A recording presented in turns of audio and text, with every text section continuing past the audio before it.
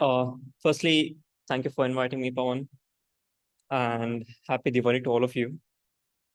So let's skip all the what's the CCMB internship part is and stuff and go directly into the SOP writing. We'll get to the internship specifically much later on. So what is an SOP is probably the first question that we need to ask. And I would define it this way. SOP is a personal and intellectual narrative linking one's background, motivations, and goals to a program, demonstrating purpose, coherence, and alignment with its academic vision. It took me a while to make up that definition, but I hope it sounds good because we will be discussing all of the aspects of what's written here as I go forward. So when you write your SOP, I would like to think of it as in three parts. The first one would be the introduction. The second part is the main content, and then there is the conclusion. So we will also tackle writing the SOP in the same format. So coming to the introduction, and that's where your hook is going to be. The screeners will have a lot of articles to go through, and you need to give them a reason to read through the entirety of your SOP, or else they might just go to the first paragraph and then skip through the rest. So despite having a very good content in your SOP, you might not have the opportunity to have your SOP read and then get selected. So what would count as a good hook would be kind of to introduce yourself in a way that tells a story about who you are. So by that, I would mean pick up any one experience that you have and use that experience as a point of suspense where you at the end of it say, this is the kind of person that I am. So instead of a typical introduction that says, I'm Surya Shanbhog, who's studying in this certain college, I would say, on this certain day, a certain experience happened to me. And this is how I got through it. So there you're also defining who you are in a sense, which also kind of sets the pace forward for the rest of the SOP. Going forward, the content, well, that's the main part of the SOP.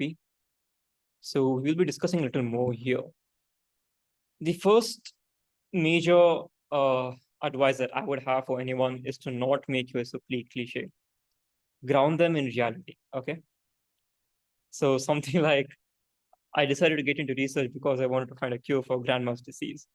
This is from an SOP that I read, actually, from one of my mentees. And though this could be the reality, this doesn't give a sense of, authenticity, when the person on the other side reads it.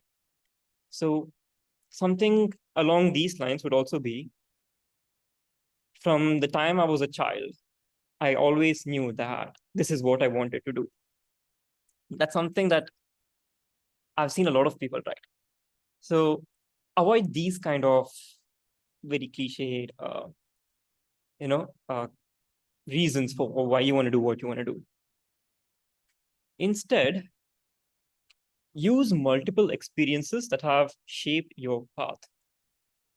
I would recommend to use at least 3 different experiences where each of these experiences have kind of slightly nudged you towards your end goal and also defined your current path, your trajectory, basically. So it's like, you kind of have to do that Steve Jobs experiment where connect the dots kind of thing. So that's what you need to do. You need to look back in your life and then pick out those experiences which can form that dot along your trajectory. And when you talk about your SOP, always focus on the experience itself, the learning itself, than the achievements. Do not, because your achievements are anyway going to be present in your CV and the resume. So one of the examples here would be, instead of saying the experience, whatever I had, and I would say this research was accepted for a poster presentation at the 2024 IEE conference. And an alternative would be, you talk about the experience and then you say, it helped me realize that the futility of computational tools for studying drug pharmacokinetics. And this motivated me to learn about wet lab techniques. So there is more story in the second option there, as well as there is more growth, not just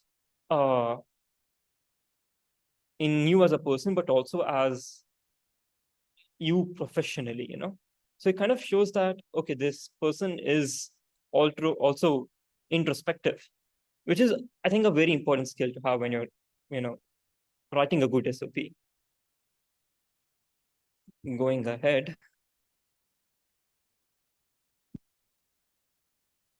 avoid technical jargon. So never say, I studied how TREM2 inhibition would affect the marginal invasion of GBM into M1 immunosuppression zones in knockdown pre-mice. The person reading your SOP may not understand what you're talking about and might zone out.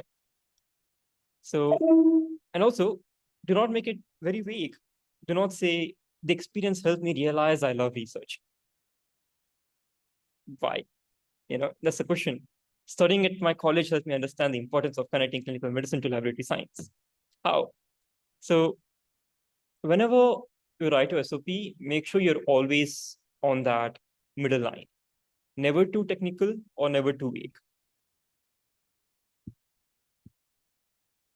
And always include identifiers to validate your experience. This is something that I've kind of picked up as I've been writing SOPs and, getting recommendations from other people, from, whoever reads my SOPs. And one of an example would be, instead of saying I worked under my biochemistry professor, you would say under the guidance of Dr. Pratibha. This gives a sense of validation, which, because a lot of people in their SOPs do bluff, and that is a known fact. You could also say, the particular institution where you worked at, or you did your research experience in, or a particular project that you worked in, if it has a name, that is. So any identifier which, someone can just Google up, let's say, would be a strong validator. Nextly, connect your experiences to weave a story. By this, I mean that, how we talked about having at least 3 experiences in your SOP? Make sure each of those experiences somehow connect one to the other.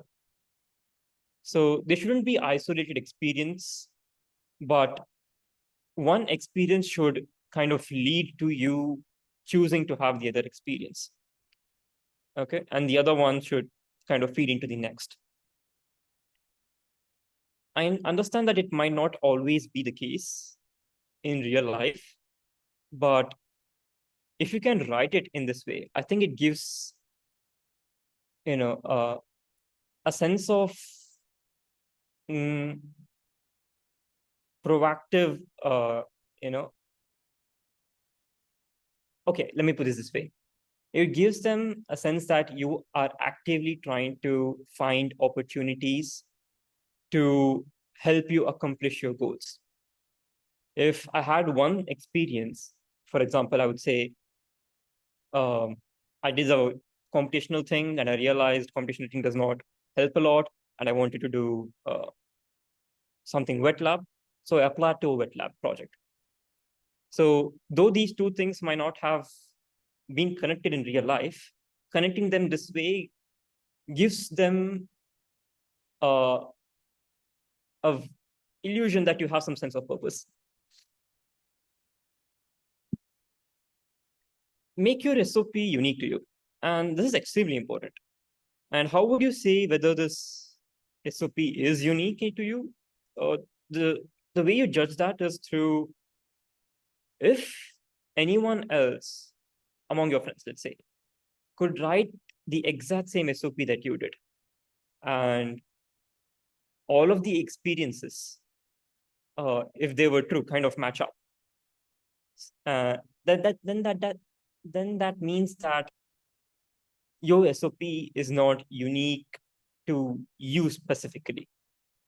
So make sure the experience that are there are something that only you have experienced, or the learnings that you have taken from those experiences are something that's only unique to you. This is easier said than done, obviously. But as you write more and more SOPs, you kind of get the hang of it. So yes, never submit your first draft in. That's one of the key takeaways. And show both personal and professional growth. This is, I think I already covered this previously, but show how you grow as how you grew as a person, as well as how you grew professionally in your particular career path.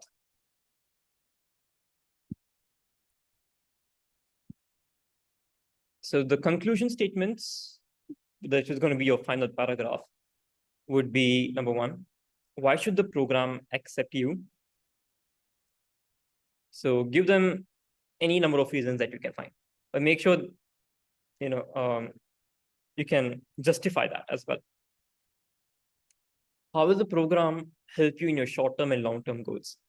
This is also very important. And finally, a nice ending statement, something like, I hope my passion resonates with the goals of the program. So thank you for considering my application. Just a two-liner would do good enough. Some silly errors to avoid is, please don't make grammatical errors, and never just list your experiences, but narrate them. Okay, make a story out of it. And ignoring the word limit is also something that you shouldn't do. Some using overstuffed, high-level vocabulary straight off the dictionary. Don't do that as well. And always have your friends and family read your SOP, because they are probably the best judge as to does whatever you've written resonate with someone else, because they understand you as a person, but can also judge you as a third person's perspective as well. So with this, I'll just end this one here. And I'm pretty sure you guys have a lot of questions, which we can take up eventually.